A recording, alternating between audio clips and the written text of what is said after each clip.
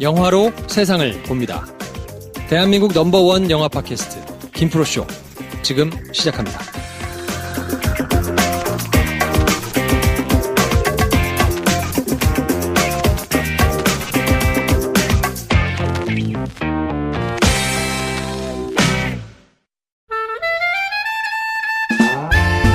네, 오늘은 영화평론가 정지혜 씨 모시고 이야기하는 날인데요. 네. 어서 오십시오. 네, 안녕하세요. 네. 지난주 방송 처음으로 이제 하셨는데 반응이 혹시 어떻든가요? 제가 지인에게 따로 말을 하진 않았는데 저에게 연락을 해왔더라고요. 방송을 들었다면서 어떻게 된 일이냐, 이 유명한 곳에 어떻게 섭외가 된 것이냐 하면서 네. 저도, 훌륭하신 분이네요. 네, 다시 한번 제대로 잘 해야 되겠구나.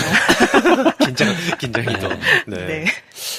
지난주 이제 처음이어서 저희가 아무래도 합의 맞는 데까지 조금 시간이 좀 걸릴 것 같고, 지난주에 이제 저를 비난하는 댓글이 좀 올라왔던 것 같고, 전반적으로는 성공적으로 안착을 한 것 같습니다. 네. 그럼요.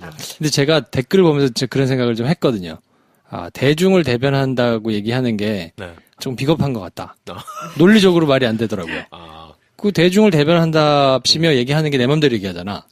내가 조사한 것도 아니고 통계치가 있는 것도 아닌데 욕먹기 싫어서 은연중에 뭔가 이렇게 하는 말일 수 있겠다. 그렇군요. 의도가 된 거는 아니지만 그 말의 뜻은 뭔가 좀 어렵고 이런 걸 몰라도 된다. 꼭 그런 걸 다 알고 영화를 봐야만 되는 건 아니다. 또 그렇죠. 그걸 모른다고 창피하면서 모른 척하고 그냥 가만히 있는 것보다는 모를 때 물어보는 게 낫다. 뭐 요 정도의 가벼운 취지로 이해해 주시면 될 것 같고요. 캐서린 비거로 감독이 원래는 미술을 하다가 영화의 커리어를 시작하게 됐을 때 했던 말이 그거거든요. 미술은 이제 알아야 보이는 예술이 돼버렸다. 영화는 그냥 봐지는 거 아니냐. 그러니까 약간 자기가 이제 미술계 그때 당시 현대 미술에 대한 느끼던 피로감이 대중예술이라 할 수 있는 영화에서는 그런 진입장벽을 내가 굳이 고려하지 않아도 되고 모르는 사람이나 만드는 사람이 그냥 볼 수 있다는 측면에서 굉장히 고무적이다라고 생각을 했다라고 얘기한 것을 아마 김프롬이 염두에 두고 그렇게 말씀하신 게 아닐까라고 제가 잘 포장해 봅니다. 아무튼 저는 택도 없는 질문 계속 할 거니까 도대체 무슨 그런 질문을 하는 거냐. 불편해도 들으세요. 어떻게 하겠어. 아니 근데 제가 계속 할 거예요. 그런 질문 정말 좋다고 하신 분들도 있었어요. 그렇지. 필요하다. 아무튼 그래서 저의 역할은 계속 택도 않은 질문을 아무도 못할 질문을 계속 하는 것으로 생각하시고 오늘은 영화를 고르다가 영화보다는 좀 다른 감독 얘기를 한번 해봤으면 좋겠다. 왜냐면 다음 주에 고레다 히로카즈의 어느 가족 영화가 개봉하기 때문에 그때 또 영화 얘기를 하겠습니다만 그래서 다음 주 영화는 어느 가족입니다. 그렇습니다. 근데 이번 주에는 고레다 히로카즈 감독에 대해서 얘기를 한번 해보면 좋지 않을까 싶어서 이제 얘기를 조금 준비를 했거든요. 고레다 히로카즈 감독이 누구냐?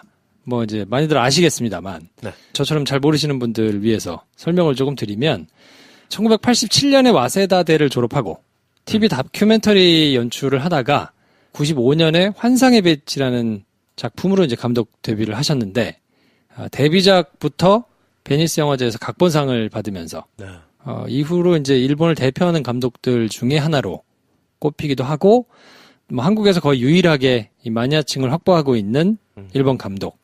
그래서 그렇게 아버지가 된다라는 작품 이후로는 거의 뭐 작품이 개봉하면 한 10만 명씩은 기본적으로 이제 보는 나름대로의 스타 감독이고요. 그렇습니다. 구로사와 기요시, 아오야마 신지, 미ike 타카시, 뭐 카와세 나오미 뭐 이런 감독들하고 더불어 가지고 90년대에 등장한 일본 감독들 중에 한 명이라고 이제 이해를 하시면 될 것 같은데 저희도 몇 작품을 전에 이제 다룬 적이 있잖아요. 태풍이 지나가고 그거 하나 다뤘네요. 제가 녹음한 것은 그거 한 편이었던 것 같네요. 그래서 얘기를 하면서 뭐 이런저런 얘기를 좀 했던 것 같고 윤가은 감독 얘기할 때 예를 들어가지고 뭐 여러 가지 얘기를 좀 했던 것 같고요. 윤가은 감독이 우리들이 나왔을 때 홍보 문구였는지 어디 기사였는지 한국의 고레다 히로카즈가 나타났다 라고 막 이렇게 나왔더라. 네. 해가지고, 제가 그때 방송 때 이렇게 얘기했던 기억이 나. 무슨 택도 아닌 막 이런 생각을 하고 보러 갔다고, 우리들이란 영화를. 근데, 잘 썼네. 그 문구를 맞네. 이런 생각을 했었다라고 얘기했던 기억이 나네요. 그때 홍보 문구가 아마 팜플렛에 그렇게 있었던 것 같고 네. 본인도 고레다 히로카즈 감독을 매우 좋아해서 맞습니다. 예, 비슷한 색이 있으면 저는 영광이다. 뭐 이런 얘기를 했던 것 같고. 맞아요. 예. 우리가 거만하게 막 재단하다가 막 그랬던. 네. 네. 잘해야 되는데. 윤관 감독님은 지금 이제 작품을 새로 들어가서 촬영 중이신 것 같고 네. 그렇지 않아도 한번 모시려고 뜨문뜨문 제 연락을 드리는데 계속 듣고 계신데요. 네. 잘해야 됩니다. 그래서 머지 않아서 네. 한번 모실 수 있는 기회가 네. 촬영 마치고 나서 그럼 한번 와주세요. 뭐 이렇게 얘기를 해가지고 네. 조만간 한번 모실 수 있을 것 같고요. 근데 지금 촬영하고 있어 진짜 덥겠다. 진짜 더울 것 같아. 건강 유의하십시오. 네. 아무튼 뭐 요런 정보를 가진 이제 고레다 히로카즈 감독인데 이번 어느 가족이라는 작품이 71회간 영화제에서 황금 종려상을 받았거든요. 네. 저는 아직 못 봤는데 다음 주에 이제 개봉을 하면 어떨까 좀 궁금하기도 하고 먼저 보셨죠? 네, 저는 그 시사회 통해서 먼저 좀 볼 기회가 있어서 봤습니다. 이렇게 네. 봤어요. 네. 영화 봐야 돼. 그렇지요. 네. 네. 그래서 뭐 대표적으로 각본도 직접 쓰고 또 어지간하면 편집도 본인이 직접 하는 걸 좋아하고 감독하고 뭐 조금 여력이 되면 제작까지도 하고 네. 뭐 본인이 이제 본인 작품을 이렇게 주도적으로 가져가는 감독 중에 이제 하나인 것 같고요. 제가 설명드릴 수 있는 건 이제 이번에 다 드린 것 같습니다. 이제 배우는 시간. 네. 네. 그래서 고레다 히로카즈 하면 가족 영화를 주로 이렇게 비중 있게 만드는 감독으로 알고 계신 분들이 많을 텐데 고레다 히로카즈의 대표적인 가족 영화 뭐 하니까 환상의 빛, 아무도 모른다, 걸어도 진짜로 일어날지도 몰라 기적, 그렇게 아버지가 된다, 바닷마을 다이어리, 태풍이 지나가고 이번에 나오는 어느 가족까지. 네. 야, 진짜 많네요. 네. 네. 뭐 이런 작품들이 이제 대표적으로 가족과 관련된 에피소드를 다룬 영화들이니까 네네. 이 영화들을 관통하는 뭐 주제 뭐 이런 것들이 어떤 게 있나요? 굳이 이제 우리가 장르적으로 이야기를 하면은 가족 드라마, 홈 드라마라고 이야기를 하는데 실제로 고레다 히로카즈의 가족 드라마이기도 하죠. 근데 그 영화들을 좀 이렇게 면면을 살펴보면 그 안에는 가족이라는 이름으로 어떤 가족 안에서의 어떤 부재나 상실에 대해서 이야기하는 것이 좀 더 이 감독님이 본인이 좀 더 관심 있고 이야기하고자 하는 주제에 가깝다라고 볼 수 있을 것 같아요. 특히 이제 가족 그 영화들 좀 전에 언급하신 그 영화들을 하나하나 살펴보면은 이제 가족이 어떻게 구성되는가에 대해서도 좀 질문을 할 수 있거든요. 뭐 우리가 흔히 이제 혈연 공동체로서 이제 가족 피로 이어진 가족들을 생각하겠지만 이 안에는 조금 더 들여다보면 정말 생판 남인 경우도 있고요. 아니면 남과 또 혈연으로 이어진 가족들이 또 얽히고 설키는 경우도 있고요. 이번에 어느 가족의 경우는 기존의 어떤 혈연 공동체나 혹은 남이라고 하는 사람이 혈연 공동체 안으로 들어왔을 때 벌어지는 일과는 전혀 무관하게 아예 정말 남들이 모여서 어떤 유사 가족을 만드는 거라 조금 이 가족 드라마 안에서도 좀 다르게 보일 수 있는 지점인 것 같습니다. 그래서 저희가 오늘 조금 뭐 부재나 상실에 대해서 그리고 떠나간 사람들과 남겨진 사람들, 특히나 이제 남겨진 사람들이 어떻게 살아갈 것이냐 이 부분이 고레다의 어떤 영화에서 계속해서 관통하고 있는 주제이기 때문에 그 부분을 좀 더 이야기를 가족 드라마의 틀 안에서 그 부분을 같이 이야기해보면 좋을 것 같아요. 네. 네. 두 분은 그러면 고레다 히로카즈 작품을 전부 다 보셨나요? 몇 편 안 본 게 있어요. 안 본 걸 얘기해 주세요. 그게 빠르겠다. 디스턴스. 세 번째 살인. 공기 인형을 안 봤네. 세 번째 살인은 최근에 나온 작품이고 공기 인형 배두나 씨 나온. 네. 오. 저도 디스턴스를 못 봤어요. 두 번째 작품인가 그런 것 같아요. 네. 2001년 작품이네요. 아마 그럼 두 번째 영화였을 것 같은데. 네. 제가 그걸 못 보고 환상의 빛은 나중에 찾아본 케이스고 데뷔작이라더라 라고 하면서 환상의 빛이 데뷔작인데도 우리나라에서 이제 개봉을 한 게 지지난해 2016년도였어요. 네, 그래서 15년 만에 한국 국내 관객들과 만난 경우라서 그때는 아마 그 열리기 전이었겠죠. 일본 뭐 영화들이 수입하고 우리나라에 그 개방되기 전이어서 아마 그렇죠. 뭐 안 됐을 것 같긴 한데. 기타노 다케시 감독 영화가 정식 수입된 첫 번째였으니까. 2000년 이후였으니까. 근데 저는 고레다 히로카즈 감독 영화를 많이 봤다고 생각했거든요.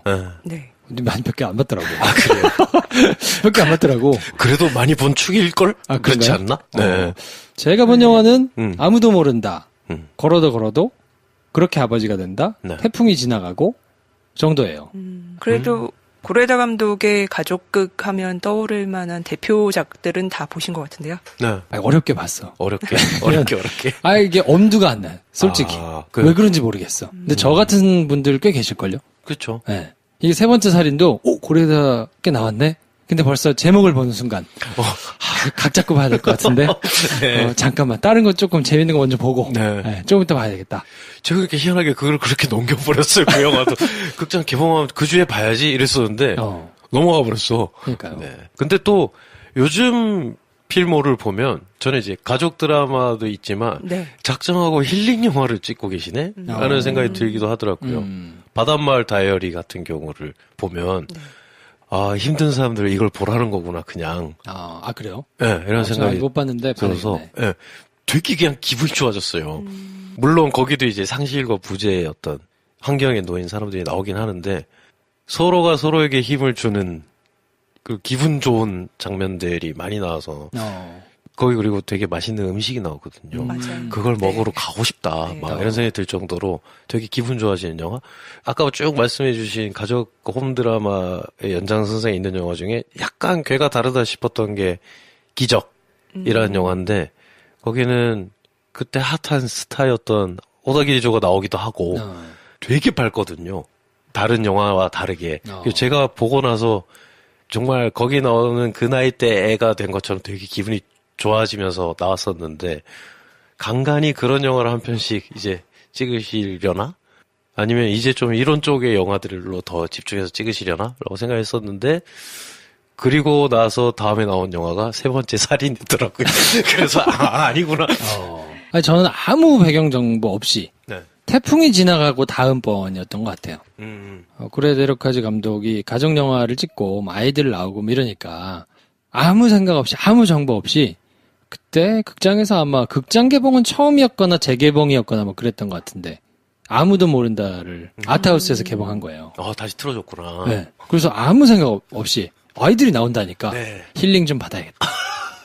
근데 깜짝 놀랐어. 진짜 깜짝 놀랐어 진짜 보고. 거의 고레다 히로카즈 감독님 영화 중에 빡세라면 첫소리 꼽을 수 있는 영화. 그니까요. 인데. 그래서 그 기억이 강렬해서 그런지 네. 선뜻 영화를 보기가 네. 심호흡을 몇 번 하고 보려다가 다른 것부터 보고 봐야지 하고 이렇게 자꾸 넘기는 것 같아요. 네. 네. 아마 아무도 모른다를 보신 분들이면 비슷한 좀 잔상이 좀 있지 않을까 그쵸. 싶은 생각이 좀 드는데 그래도 꼭 한 10만 명 정도가 보신다고 하시는데 우리나라 관객분들이 다 첫 주에 보지 않을까 하는 생각이. 그럴 수 있지. 개봉하면 지금 봐야 돼. 그럼 못 봐. 약간 이런 생각을 하실 수도 있겠다. 영화를 보면 되게 인상 깊은 게 이제 작품을 굉장히 많이 했으니까 그 작품 중에 이름이 료타라는 이름이 이렇게 작품을 건너뛰면서 계속해서 등장하거든요. 네. 이거 뭐지? 하고 눈치를 채셨거나 이미 뭐 기사도 이제 여러 차례 나오기도 하고 뭐 이랬었는데 감독님한테 직접 물어보셨다면서요? 네. 제가 며칠 전 부산영화제 때 그 감독님을 뵐 기회가 있어서 잠깐, 그래서 여쭤본 기억이 납니다.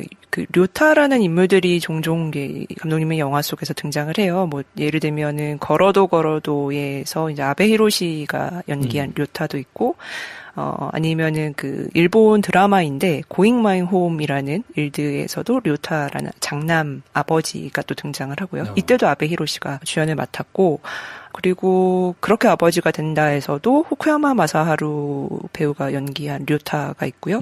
또 태풍이 지나가고에도 료타가 등장을 합니다. 모두 좀 아버지들이고 자신의 윗세대 아버지와 자기 아랫세대 자식과의 어떤 관계에서 뭔가 석연치 않은 그런 상태에 빠져있는 아버지인 경우가 많아요. 근데 저희 감독님께 왜 이렇게 료타라는 인물을 항상 이렇게 쓰시냐라고 했더니 실제로 본인과 굉장히 친한 친구의 이름이 료타라고 해요. 그래서 뭔가 본인의 어떤 마음이 더 이렇게 좀 가고 애정을 좀 쏟고 싶은 캐릭터에 료타라는 이름을 자기가 좀 붙였던 것 같다.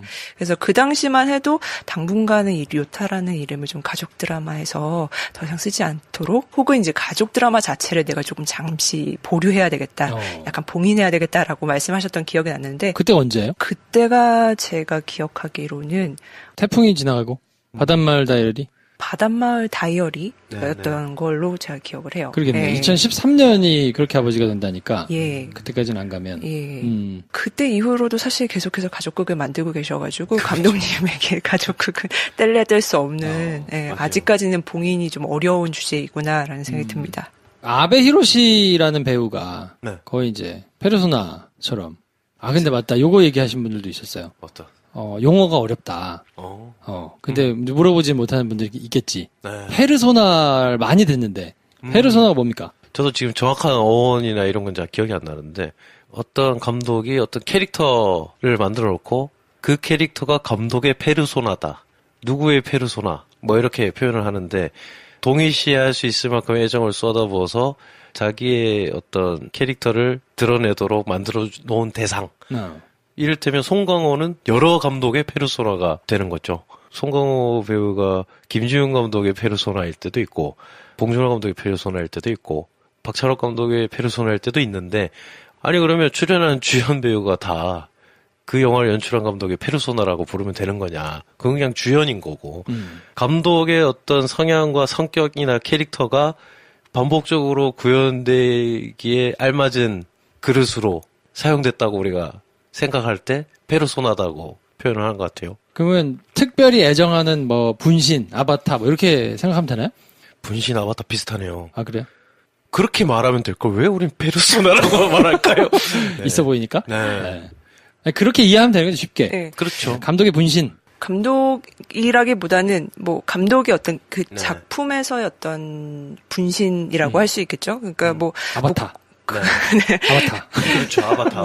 굳이 이야기를 하자면 페르소나가 뭐 고대 그리스어로는 가면이라고 해요. 그래서 가면을 쓴다라고 하니까 여러 가지 얼굴을 이제 드러내는 갖게 되는 어떤 배우가 그 역할에 따라서 여러 얼굴을 갖게 된다라는 의미로서 이제 출발을 했는데 그게 사실 이제 나중에는 이제 뭐 퍼스널리티라고 하는 어떤 개인성이라는 그 어원과도 좀 이어지는 부분이라서 그 개개인의 어떤 고유한 특성들을 갖고 있는이라는 의미까지 포함한다면 어떤 배우가 연기를 할 때 그 감독님의 페르소나다라고 하면은 그 감독이 그 작품에서 어떤 가면을 쓰고 아주 독특하고 이 사람만의 뭔가 독창적인 뭔가를 보여줄 수 있다라는 의미까지도 사실 포함되는 말이 아닐까 싶습니다. 그러니까 아주 저급하게 얘기하자 그러면 애정하는 뭐 아바타 역할 내가 안에 들어가서 내가 못하니까 그렇죠. 이 배우를 통해서 그거를 이렇게 실현하는 네. 뭐 그런 인물 정도로 생각을 하시면 조금 이해가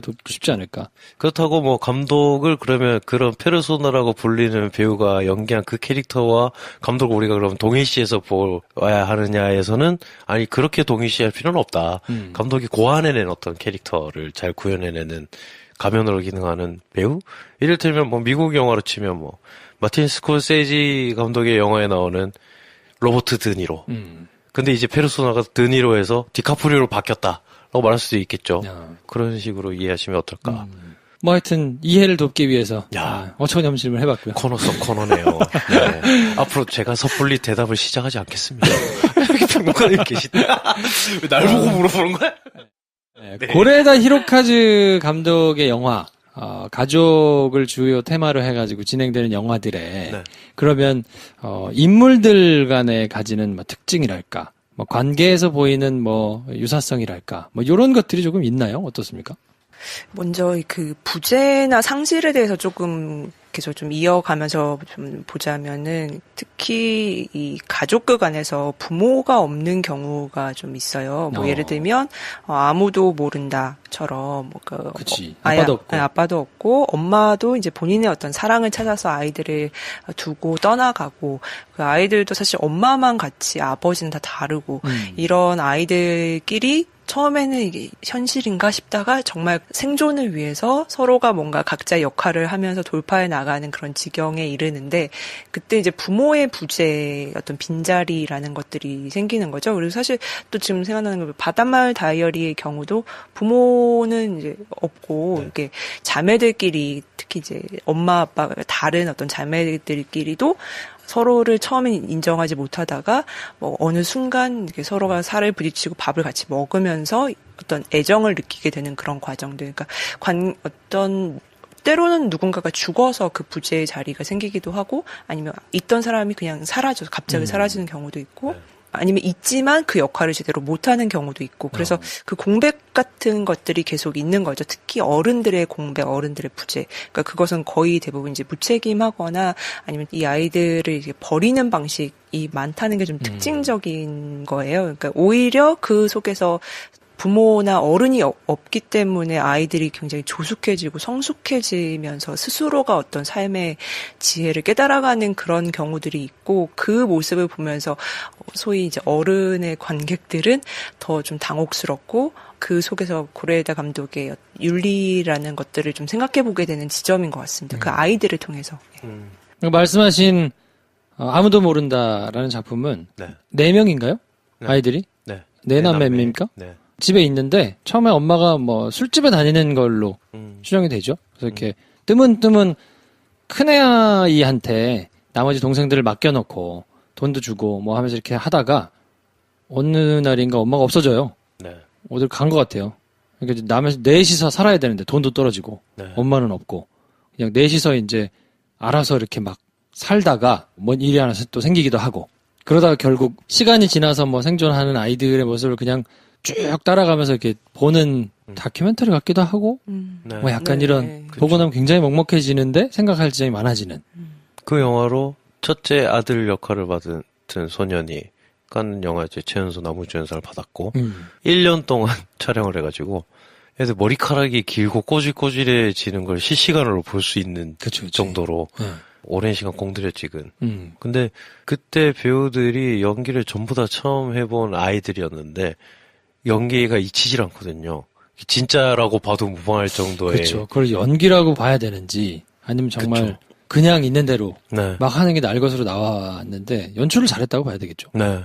근데 그런 방식을 이후에도 계속 잘 사용을 해서 기성 배우들이 정해진 대화를 나눠야 되는 장면에서조차 약간 그런 연출을 하는 것이 좀 깊이가 더해진 것 같아요. 이번에 언의 가족을 저도 보진 않았지만 기사 같은 걸 보니까 거기 여주인공이 굉장히 중요하게 눈물을 터뜨리는 장면이 있는데 그때 어떤 경찰이 어떤 질문을 하고 대답을 하면서 이제 하는 표정 연기가 있는데 실제 어떤 질문을 할지는 그 자리에서 슛할 때 직접 듣게 했다고 상황만 있고 그러니까 그 대사를 직접 딱 들었을 때 반응이 아마 준비되어 있던 것보다 훨씬 더 약간 더 감정 처리가 더 자연스럽게 되지 않았을까. 다큐멘터리 감독으로서 오랫동안 활동을 한 것이 아마 굉장한 장점으로 발휘된 영화가 아닐까. 평론가님은 이 지금 언급한 가족 영화들 중에서 제일 좋아하는 영화?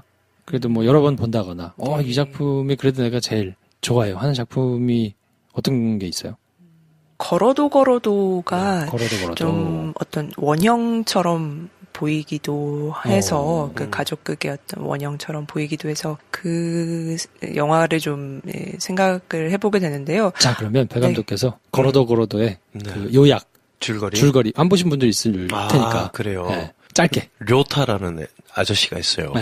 아베 히로시가 맡은 료타가 어머니의 집에 찾아갑니다. 료타는 결혼을 했고요. 료타가 어머니의 아버지가 같이 사는 그 집에 찾아간 이유는 형의 제사 때문입니다. 매년 형의 제사 때마다 온 가족이 모이거든요. 형은 어릴 때 굉장히 료타보다 뛰어나고 부모님들의 사랑을 받고 대외적으로도 훌륭한 인품을 가진 마지, 장남으로서 인정을 받던 료타 본인도 그걸 인정해 마지 않던 굉장히 멋진 형이었는데 10대 때 사고로 목숨을 잃습니다. 그래서 그 형의 제사를 매년 지내야 되는 상황에서 료타가 본인의 부인과 함께 어머니의 집에 다시 찾아가게 되면서 벌어지는 이야기. 형의 제사가 이루어지는 이틀간의 이야기인데 여기서 올해 이 제사에서는 유독 엄마 역을 맡은 키키키리라는 배우가 이제 올해 이 제사에서는 특별한 대화가 오가는 거죠. 매년 반복되던 대화들이 줄을 이루되 각자 현실에 처한 상황에서 굳이 얘기 안 하던 자신들의 본심을 다 같이 모인 일가족이 서로에게 얘기를 하기 시작하면서 서로의 상처가 치유가 될지 아니면 회복이 될지는 보는 사람들의 마음에 달려있다. 이렇게까지만 알고 보시면 이거 우리 집안 얘기네 라고 하실 분도 있고 우리 집안 아니라서 다행이다 하실 분들도 있고 네. 왜 이 영화가 그러면 가장 마음에 드세요? 그 장남의 부재라는 것이 이 가족에게는 사실 겉으로 드러내진 않았지만 계속해서 오랜 시간 동안 서로에게 아픔이었던 거죠. 근데 그것을 이제 이 어떤 1년에 한 번씩 치르는 제사를 통해서 가족들이 다시 모여서 뭔가 형을 기억하고 아 그래 우리 뭐 다시 또 즐거운 이야기들 나누며 이렇게 맛있는 음식 먹으며 그렇게 보내는 듯 보이지만 사실 그 어떤 계속해서 숨겨져 있었던 어떤 그 아픔이라는 것이 있었고 그것을 이번 제사에 또 다시 온 누군가를 통해서 그 아픔이 이제 겉으로 드러나게 되는 거예요. 근데 이 영화가 그런 감독이 계속해서 말했던 부재 그럼에도 그 남겨진 사람들이 어떻게 떠나간 사람을 기억하고 그 남겨진 사람들끼리 또 살아갈 것이냐를 가장 좀 압축적으로 잘 보여주고 있는 것 같고요. 특히 아베 히로시가 맡은 류타가 이제 재혼을 했어요. 그래서 아내의 아들이죠. 그러니까 자기와는 이제 피가 섞이지 않은 이 아들을 같이 데리고 이 형의 길을 맞춰 왔는데 그랬을 때 이 키키키린 연기하는 이 어머니가 보이는 어떤 반응들이 굉장히 좀 흥미롭습니다. 그러니까 이 료타의 아내를 대하는 태도 그리고 료타의 아들을 대하는 태도 이런 것들을 보면은 어머니 굉장히 좀 상냥하고 맛있는 음식도 막 대접을 하고 애를 쓰시는데 사실 어느 순간 이분이 굉장히 좀 무서워질 때가 있어요. 그러니까 그 어떤 본심, 자신이 오랫동안 차마 입 밖으로 내지 못했던 어떤 본심 같은 것들을 아주 평화로운 순간에 툭툭 내뱉는데 그때 정말 무섭거든요. 그러니까 그 아내와 아이뿐만이 아니라 그 불청객 혹은 어떤 1년에 한 번씩 오는 그 사람에게조차 그런 이야기를 하면서 우리가 누군가를 잃었다는 것은 계속해서 그를 어떤 식으로 우리가 기억해야 되는지를 상기시킵니다. 그 말이 굉장히 무섭죠. 그래서 사실 고레다 영화, 가족 영화는 굉장히 따뜻한 것 같이 겉으로는 보일 수 있겠으나 사실은 굉장히 냉철하고 차가운 면이 있어요. 그게 사실 현실이고 가족의 내면이다라고 이야기하는 것 같아서 그런 면에서 이 영화가 좀 압축적으로 그 지점들을 잘 포착해내고 있는 게 아닌가 싶습니다. 네. 배 감독님은 특별히 나는 이게 제일 좋아요 하는 게 뭐가 있을까요? 사실 걸어도가 대표작이라고 할 수 있을 것 같은데 거기 다 담겨 있다고도 볼 수 있을 것 같고 네. 저는 근데 이상하게 오래 기억에 남는 장면이 있는 영화가 있었어요. 그 영화가 기적인데 진짜로 일어날지도 몰라 기적. 네. 네. 거기서 저는 굉장히 이 사람이 뭐 시네마틱한 그러니까 뭐 이게 또 말이 어렵다고 하실 것 같은데 영화적인 마법의 순간을 탁 만들어내는 장면이 있어요. 이렇게 말하면 뭐야 도대체 무슨 말이 할 텐데 별거 아닌 장면인데 대단해 보인다. 뭐 이런 장면이 있어요. 어떤 장면입니까? 마지막에 얘네가 이제 신칸센이라고 하죠. 그 고속철. 네. 이 등장하거든요. 이 기적이라는 영화에. 내용을 간단히 설명해 드리자면 굉장히 우애 깊은 형제가 있습니다. 꼬맹이 둘이에요. 얘네가 아빠 엄마가 이혼을 하게 될 거라는 사실을 알게 되는 거예요. 그리고 그러면 한 명씩 나눠서 살아야 된다는 얘기를 들은 거야. 그게 일단 기정사실이에요. 그러면 우리는 1년에 몇 번 못 보겠네? 근데 신칸센을 타고 가면 얼마 안 걸려. 근데 그래도 너무 멀잖아. 뭐 이러다가 말도 안 되는 풍문을 하나 듣습니다. 어디 가서 기차가 바로 눈앞에서 지나간 걸 볼 수 있는데 그 신칸센이 우리가 바로 볼 수 있는 그 다리 밑을 지나갈 때 그 기차가 지나가는 동안 그 안에 내가 원하는 소원을 빌면 그 소원이 이루어진단다. 라는 말도 안 되는 소문이 학교에서 퍼진 거예요. 이 소원이 필요하게 된 거예요. 그래서 그거를 형제들, 반 친구들, 동네 친구들 이런 애들이 자기들끼리 소원을 빌러 가자고 가는 내용이에요. 그러니까 여느 고레 히로카즈 감독의 영화랑 완전 좀 톤이 다르잖아요. 네. 이거 완전 무슨 구니스야. 애들 영화. 천신만고 끝에 거기 도착을 하거든요. 이 소원이 필요했던 건 그 형제 둘이잖아요. 그 얘네도 이게 말이 안 된다는 걸 어렴풋이 알고 있을 거잖아. 같이 따라간 애들도 사실은 방학 때 심심하니까 따라간 거잖아요. 그러면서 어른들도 만나고 위기 상황도 겪고 서로 도와주고 하면서 가다가 마지막에 그래서 거길 딱 도착했어요. 도착했을 때 기차 싹 지나가는데 거기 있는 모든 아이들이 정말로 소리쳐서 무슨 얘기를 하는데 그 장면이 애들이 막 얘기하는 얼굴 클로즈업과 기차가 지나가는 장면으로 그냥 교차가 되거든요. 꼬마 A가 말하는 자기 소원, 기차. 꼬마 B가 말하는 자기 소원, 기차. 그래서 막 정신없이 지나가요. 기차 소리에 묻혀서 얘네 소원은 잘 들리지도 않을 것 같아. 그리고 나는 얘네가 속으로 정말로 원하는 게 뭔지를 처음 들은 거야. 그때 들은 얘네 소원이 약간 내 상상 밖이거든요. 진짜 원하는 거구나, 이게. 그 얘네는 지금 이 순간에 진짜 그게 이루어지면 좋겠다고 바라고 있구나. 라는 걸 맹렬하게 기차가 지나가는 그 소음과 함께 묻히는 아이들의 소원, 음성? 뭐 이런 걸 막 편집을 여느 고레다 히로카즈 감독 영화의 어떤 관조적인 카메라가 아니고 굉장히 급박하게 긴박하게 찍어놨어요. 근데 그 장면이 계속 기억에 남는 거예요. 얘네의 소원이 궁금하고 얘네의 소원이 정말로 이루어질 수도 있다고 얘네가 믿으면 좋겠다고 생각하는 사람이라서 이걸 찍은 거구나. 뭐 이런 생각이 제가 그냥 좀 어떤 영화를 찍어야 되지? 뭐 이런 걸 할 수 있을까? 스스로 이렇게 되뇌일 때마다 고레다 히로카즈 감독의 기적의 그 클라이막스 장면이 자꾸 떠오른다. 저한테는 개인적으로 그 영화가 대표적일 수밖에 없다. 저는 본 게 몇 개 안 돼가지고. 사실 몇 개 안 찍었어요. 히로카즈 감독님이. 본 게 몇 개 안 돼서 그 중에서 저는 제일 좋았던 작품이 그렇게 아버지가 된다. 그가 제일 좋았던 것 같아요. 네. 왜냐면 이제 제 환경하고 지금 많이 다르지 않기 때문에 그 영화를 보면서 약간 객관적으로 못 보겠더라고. 애들이 나와서 뭔가를 하는 영화가 나오면 되게 조심스럽게 봐요. 그리고 뭔가 나쁜 내용이 안 나왔으면 좋겠는 막 이렇게 조마조마해서 좀 보는 면이 좀 있거든요. 근데 이 영화는 줄거리를 말씀드리면 잘 사는 집에 외아들 세 가족이 있고 못 사는 집에 3명이 이제 애들이 셋 있고, 그쵸. 조금 무능력해 보이는 아버지와 그렇게 같이 사는 어머니 밑에서 이제 있는 왁자지껄한 그 서민으로 보이는 가족과 굉장히 잘 나가는 대학교 잘 나오고 막 엘리트로 회사에서도 잘 나가고 집도 호텔 같고 막 이런 이제 세 식구가 단란하게 사는데 어느 날 병원에서 연락을 받아서 보니 병원에서 실수로 아기가 뒤바뀐 거예요. 그래서 어떻게 해야 되지? 만납니다. 이미 근데 걔네 나이가 꽤 있잖아. 그렇지. 이제 초등학생 정도 되니까 네네. 이제 알고 뭐 이렇게 하는데 만나서 이제 원복을 해야 되니까 데려갑시다. 어떻게 할 거냐? 어떻게 이제 다 잘 사는 집의 이 아빠는 둘 다 그냥 내가 키우면 안 되나? 소송해서 뭐 이렇게 이제 생각하기도 하고 뭐 이러면서 이제 어떻게 될 것이냐로 이렇게 가는 얘기인데 아빠는 진짜 아빠가 아니야라고 말해야 되는 상황. 그렇죠. 네, 진짜. 저도 보면서 이거 어떡해? 라고 생각했는데 제 주변에 아빠가 된 제 친구들이 있을 거 아니에요. 네. 보고 제어불능 상태에 빠지더라고요. 네. 장난 아니에요. 막 울고 난리가 났어. 내가 아는 걔네는 그런 애들이 아닌데 그 영화를 보더니 막. 네. 네. 그래서 사실은 못 봤거든요. 못 보고 계속 아껴두고 네. 이거 뭔가 봤다가 직면하게 되는 순간이 너무 싫은 거예요. 모르니까. 네. 정보를 찾아보고 싶진 않고. 네. 영화를 보고 싶은데 포스터를 보면 이게 빡세면 어떡하지? 네. 약간 이런 두려움 때문에 묵히다가 봤는데 저는 굉장히 좋았어요.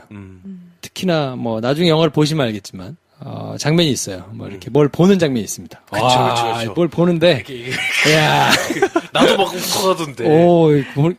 그때는 그러니까. 그냥 보고 있기가 너무 힘들어요. 좋은 감독님이에요. 네. 근데 마찬가지로 여기서도 이제 내 아들이 아닌 거를 알고 떠나 보내야 되는 게 맞는데 근데 내 아들로 알고 수년을 키웠잖아요. 그리고 그렇게 살았잖아. 근데 이거를 정리한답시고 그렇게 가는 게 맞나? 이 굉장히 큰 딜레마를 어떻게 해결할 건가?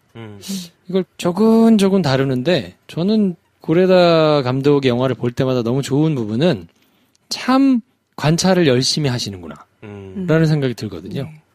그 본인이 의도하는 메시지를 본인이 잘 관찰해서 담아뒀던 에피소드들의 장면에 집어넣는 네. 기술이 정말 탁월한 것 같아요. 다큐멘터리를 만든 경험도 있고 또 이분이 그 문학 소년이었어요. 그 대학에서도 문학을 전공을 하고 감성 자체도 그 글을 쓰거나 이렇게 했을 때 굉장히 디테일하게 묘사를 해내는 그런 능력도 좋으신 것 같고요. 국내에서 출간된 에세이집들도 보면은 감명하지만 본인이 하고자 하는 말들을 굉장히 명쾌하게 옮길 수 있는 분이고 그런 어떤 예리함, 냉철함 이런 것들이 감독의 어떤 연출에 있어서 돋보이는 지점이 아닐까 싶네요. 모든 것을 완벽하게 통제하고 미리 그려놓으면서 실력을 발휘하는 감독님들이 계시고 그 반대에 계시는 감독도 있다라고 할 때 나는 그 반대로 한다라고 하는 게 변명이 되지 않게 하기 위해서 굉장히 노력하거든요. 만드는 사람들은.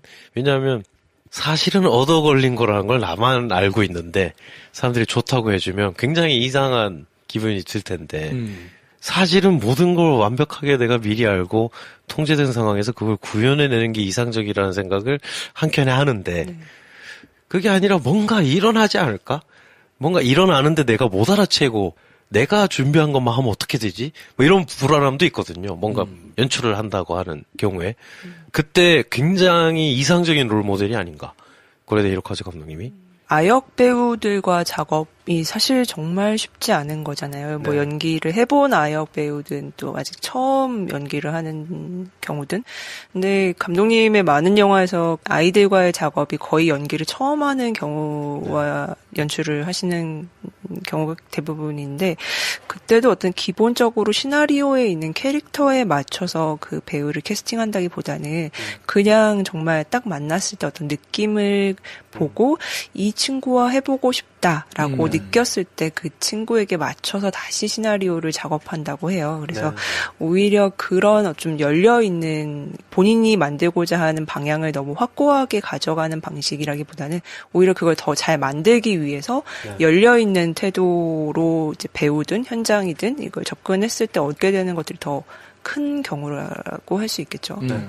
신기한 것이 고레다 히로카즈 감독의 영화를 보면 야 이게 이야기가 될까 싶은 이야기의 시작에서 끝날 때 보면 야 이걸 이 사람 아니면 어떻게 이걸 영화로 만들었을까 싶은 시나리오들이 대부분인데 그래서 굉장한 이야기꾼이다 이런 생각이 드는데 만드는 과정을 보면 이야기는 어떻게 되든 상관이 없는 거예요.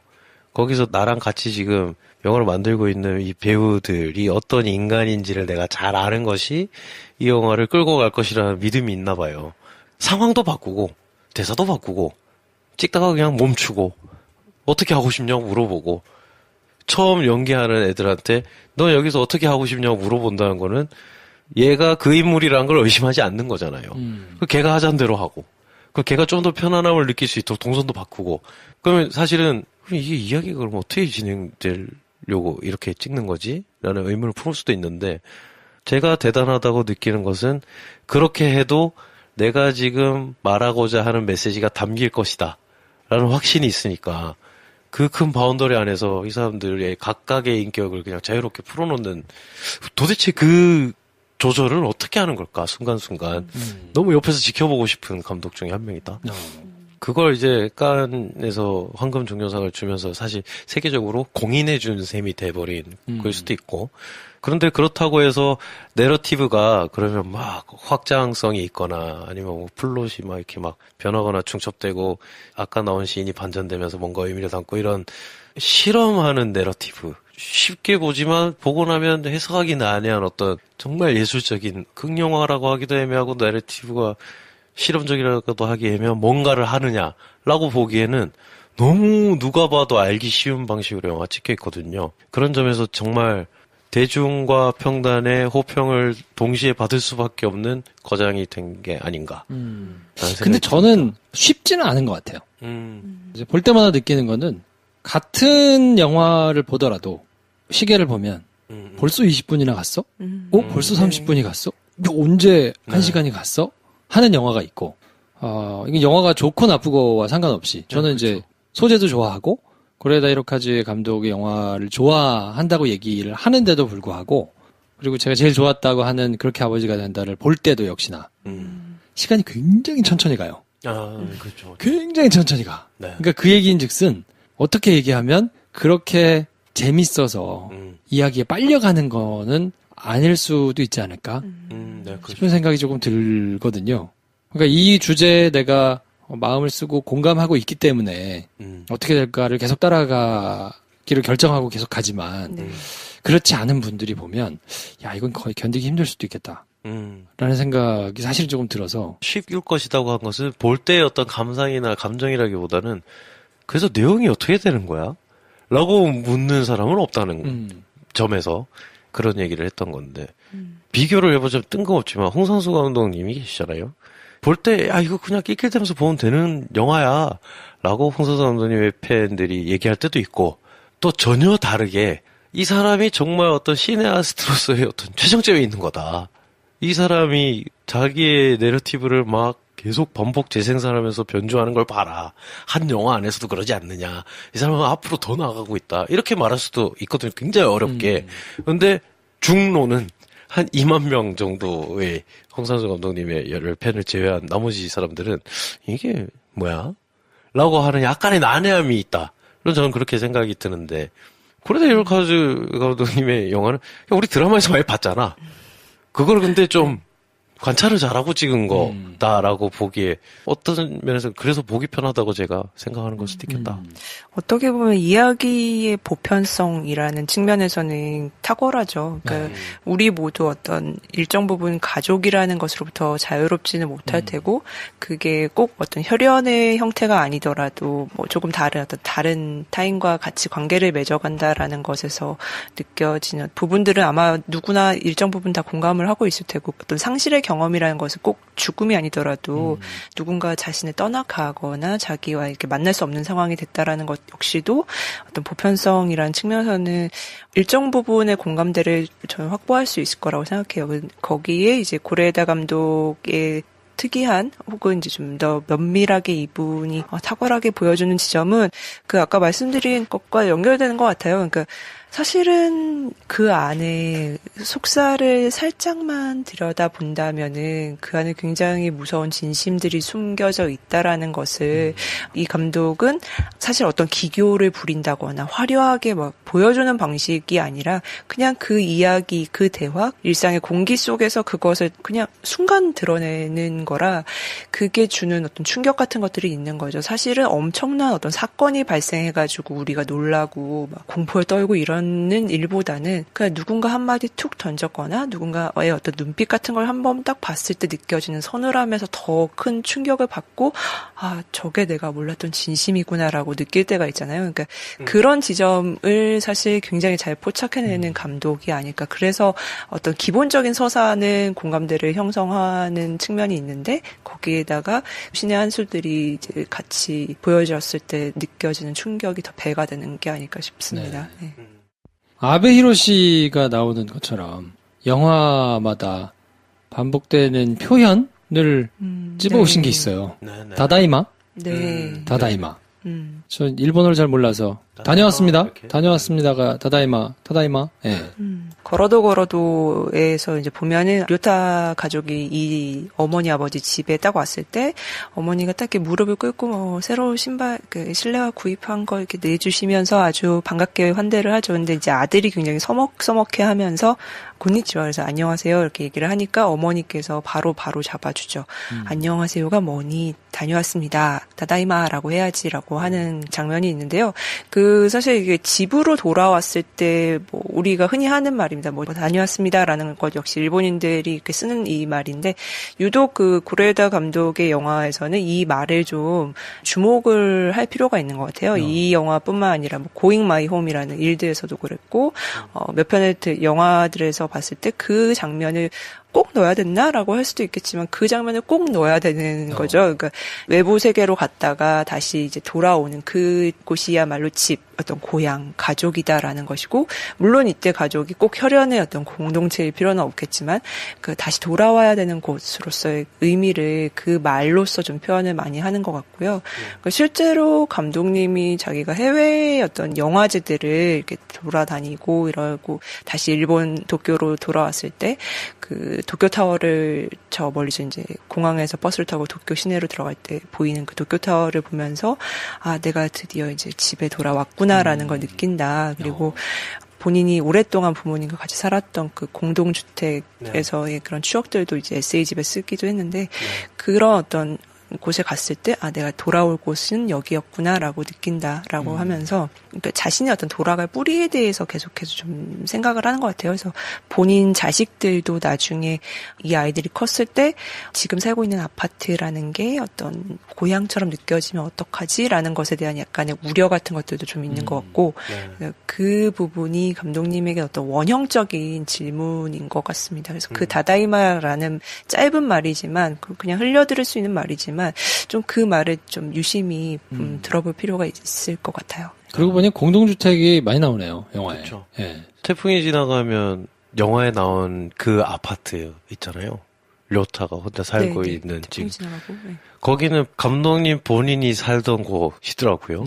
그래서 거기 가서 직접 찍을 정도로 어떤 뿌리에 대한 의식을 한다? 근데 저는 여기서 좀 주목할 만한 점이 돌아올 집이 있다는 게 얼마나 좋으냐라고 했을 때 가장 유명한 우리가 알고 있는 홈에 대한 이야기 중에 하나는 There's no place like home 이라는 말을 하면서 구두를 발끝을 두드리면 집으로 돌아오는 오지 마우스라는 이야기가 있잖아요.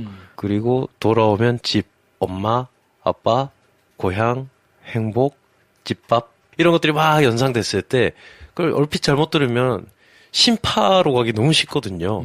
그걸 의심해보기도 한다는 거죠. 내가 정말 엄마랑 좋기만 했나? 어머니 임종정에 굉장히 많은 얘기를 했다고 하더라고요. 그러면서 이제 시나리오도 그런 게 많이 들어갔다고 하는데 그렇게 해서 그리는 어떤 키키키린이라는 명배우가 연기하는 각 영화의 어머니 역할이 천사 같은 희생하는 엄마이지만은 않거든요. 그런 엄마에 대한 무서움도 있고 미안함도 있고 억울함도 있고 그러면서 나도 아버지가 되면서 어떤 아버지가 될지에 대한 자꾸 이런 의심도 있고 그러면서 우리는 언젠가 세상을 살다가 한바탕 쭉 돌아서 집으로 돌아올 텐데 돌아오는 건 자명한 일인데 여기가 완벽한 곳은 아니라는 걸 알지 못하면 내가 여기를 다시 돌아올 수는 없겠구나 뭐 이런 생각을 계속하는 고민이 영화를 찍는 내내 자기 필모에 계속 그런 고민들이 쌓여가는 중이 아닌가. 그러면서 좀 대단하다. 자연스럽게 배우 얘기를 안 할 수가 없는데, 네. 배우들이 반복해서 나오는 사람들이 꽤 있잖아요. 대표적인 배우가 이제 말씀하신 그 할머니, 키키키린. 네. 그분이 이제 여러 작품의 엄마를 이제 뭐 엄마, 장모 뭐 이렇게 여러 어머니 상으로 이제 많이 나왔고, 이번 영화에 나오는 릴리 프랭크. 약간 머리가 아저씨? 이렇게, 네. 저는 그 배우를 보면서 자꾸 김영호 씨가 생각이 나가지고. 김영호 배우를 좀 머리를 벗기고 이렇게 좀 옷을 풀어헤치고 좀 그래요? 살 빠지고 이러면 그럴 것 같은 거야. 네. 몰입이 잘 안 되더라고요. 그럴 수 있겠네요. 캐릭터들이 다 인상 깊어요. 그 릴리 프랭키라는 배우 자체가 되게 독특하기도 하고 저는 되게 이상한 영화에도 많이 나오거든요. 일본 이상한 삼류 코미디 같은 약간 이상한 영화에도 많이 나오시는데 천재가 아닐까 약간 싶습니다. 릴리 프랭크가요? 네. 진짜 특이해요. 진짜 이상한 영화에서 나오거든요. 근데 이게 존재감이 너무 돋보여. 그리고 뭐 여태까지 얘기를 했던 이제 아베 히로시, 료타로 3번 나온 페르소나라고 불리는. 네. 그리고 보니까 유라는 아무도 모른다의 엄마로 나왔던 네, 그분도 여러 작품에서 이제 보이는 거 같고 이분은 가수였더라고요. 네. 뭐 페어차일드라는 그룹의 멤버이셨던데. 네. 그리고 마키 요코, 히로세 스즈, 네, 나츠카와 유이, 나가사와 마사미. 네. 뭐 하여튼 이렇게 반복해가지고 작품들을 걸러서 이게 둘로 구별되는 것 같아요. 여러 차례 그 2번 이상 나오는 사람과 한 번만 나오고 지나가는 사람과. 그렇지. 저는 그게 궁금하더라고요. 뭐가 기준이냐. 그러게. 네. 말을 안 듣는 사람들을 빼는 건가?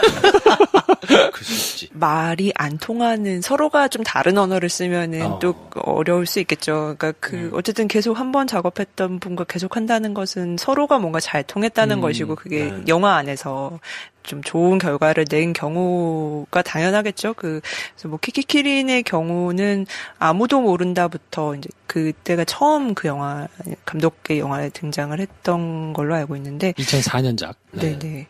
그러면서 지금까지 이번에 어느 가족에서도 등장을 하고 계속해서 무섭고 그 차가운 어머니 내면에 그런 부분이 있는 역할을 하면서 동시에 사실 굉장히 좀 유머러스한 캐릭터들을 많이 소화를 했어요. 그러니까 뭐 아들에게 약간 면박 주고 구박 주고 이러면서 너가 그래서 안 되는 것이다 이런 태풍이 지나가고 해서 류타를 두고 이렇게 얘기를 하는 그런 부분도 그렇고 그래서 사실 고레에다 감독 영화 안에서 웃음을 책임지고 있는 의외의 캐릭터가 키키키린이 맡은 어머니, 뭐 할머니의 역할이었던 것 같고요. 이 배우가 근데 실제로도 소갯말을 본인의 어떤 진심을 얘기하는 스타일이라고 해요. 이렇게 막 의례적으로 뭐 친절을 베풀거나 그러시는 타입이 아니라서 굉장히 좀 기인처럼 보이기도 하고 네.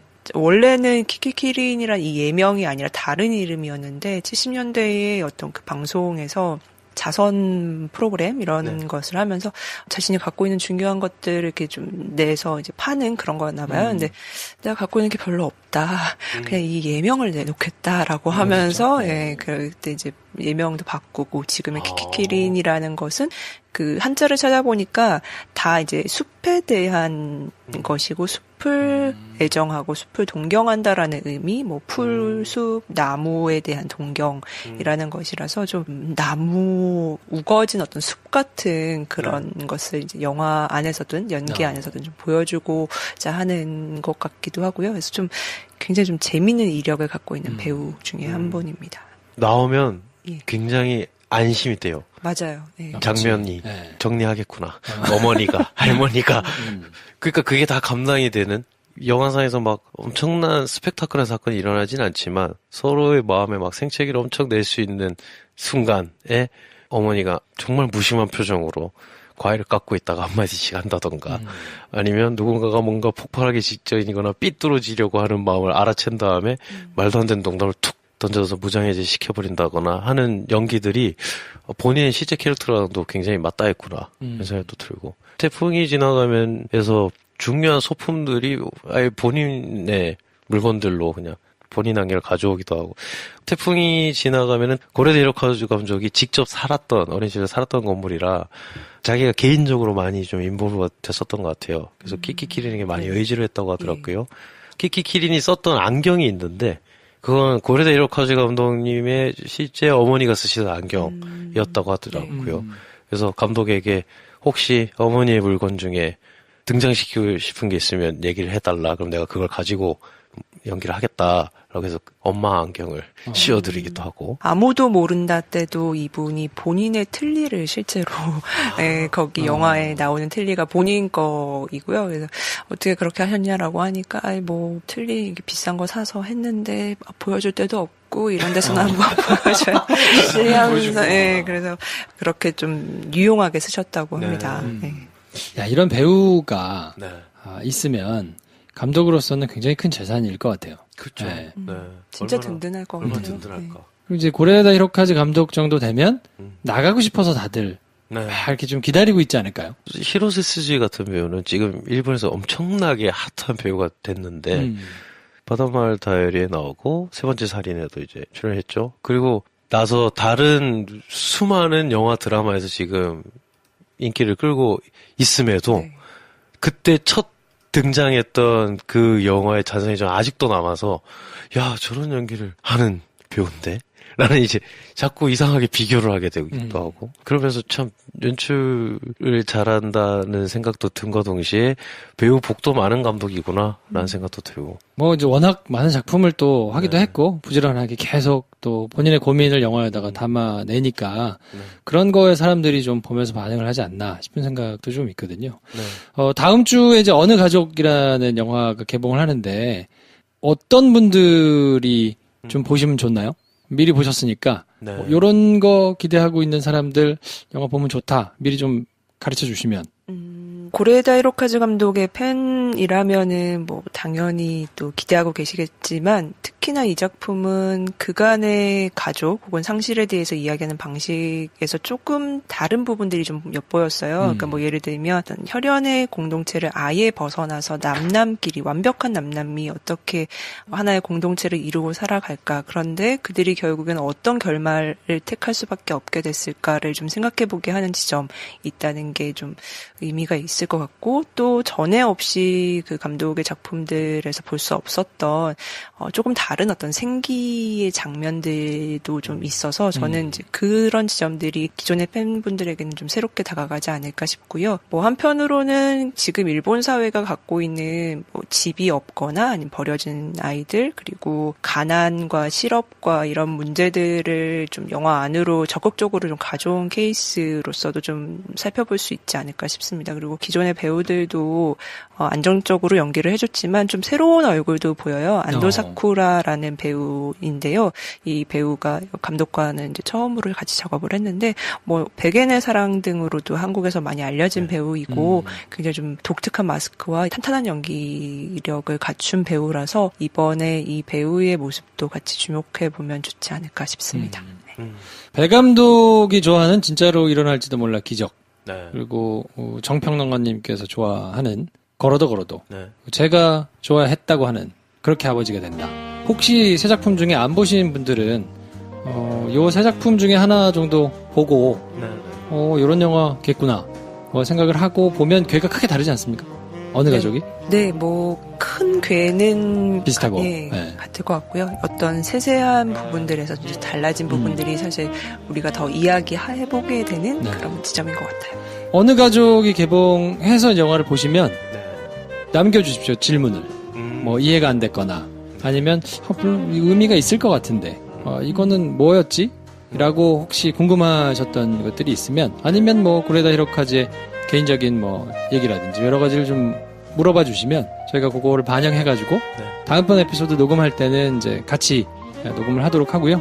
고레다 히로카즈 감독에 대해서 그 작품들과 뭐 감독의 이런저런 이야기들 뭐 저희가 쭉 한 시간에 걸쳐서 해봤는데 어느 가족이라는 영화를 보시는데 조금 도움이 됐으면 하는 바람이고 앞으로도 뭐 돌아가시기 전까지 계속 영화를 찍을 테니 그렇죠.